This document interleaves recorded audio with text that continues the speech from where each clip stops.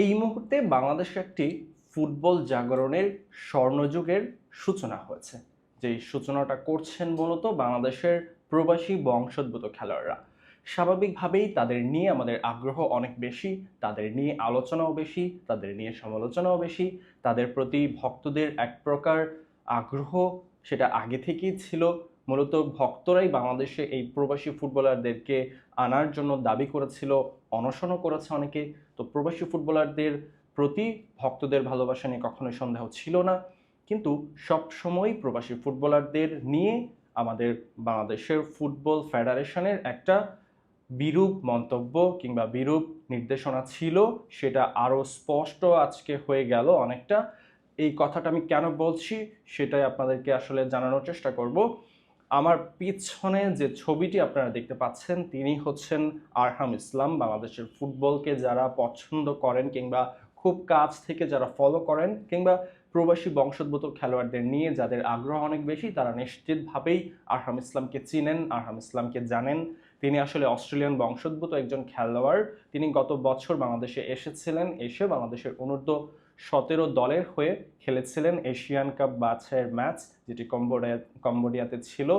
সেইখানে তিনি কিন্তু দুর্দান্ত পারফরমেন্স করেছিলেন। তার পটেনশিয়ালিটি তিনি শো করেছিলেন যে বাংলাদেশের ফুটবলের জন্য তিনি আসলে যোগ্য।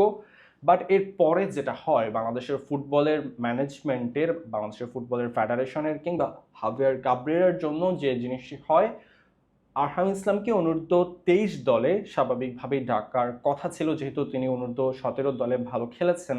তাকে অনূর্ধ্ব-23 দলে আনার একটা কথা চলছিল যে অনূর্ধ্ব-23 দলে আরহাম ইসলাম ডাক পাবেন, কারণ এই বছরেই অনূর্ধ্ব-23 দলের এশিয়ান কাপ বাছাই ছিল। সেই দলে আরহাম ইসলামকে শেষ পর্যন্ত রাখা হয়নি। কেন রাখা হয়নি? কারণ হাভিয়ার কাবরেরার আরহাম ইসলামকে পছন্দ হয়নি। অপরদিকে আরহাম ইসলাম অনূর্ধ্ব-17 দলে দুর্দান্ত পারফর্ম করেই কিন্তু এসেছেন। এরপরেও হাভিয়ার কাবরেরার তাকে পছন্দ হয়নি। কেন পছন্দ হয়নি সেটা অবশ্যই হাভিয়ার কাবরেরা সেটার যোগ্য জবাবটা দিতে পারবেন। আমরা আসলে তার কোনো ভাবমূর্তি কখনোই বুঝি না, তিনি কি চিন্তা করেন সেটা আমাদের আসলে ধারণার বাইরেই থাকে। তবে যেটা ভাবার বিষয়, আরহাম ইসলামকে তখন দলে নেওয়া হয়নি। অনূর্ধ্ব-23 বাংলাদেশ দলে আরহাম ইসলামকে না নেওয়ার জন্য কিছু যুক্তি দিয়েছিলেন হাভিয়ার কাবরেরা। ব্যাপারটা কিছুটা এমন ছিল যে আরহাম ইসলাম এখনো একটু ছোট, তাকে অনূর্ধ্ব-23 দলে খেলানোর বয়স কিংবা ম্যাচুরিটি কিংবা পটেনশিয়ালিটি তার মধ্যে ছিল না বা হয়নি। এই জন্য আরহাম ইসলামকে তখন রাখা হয়নি।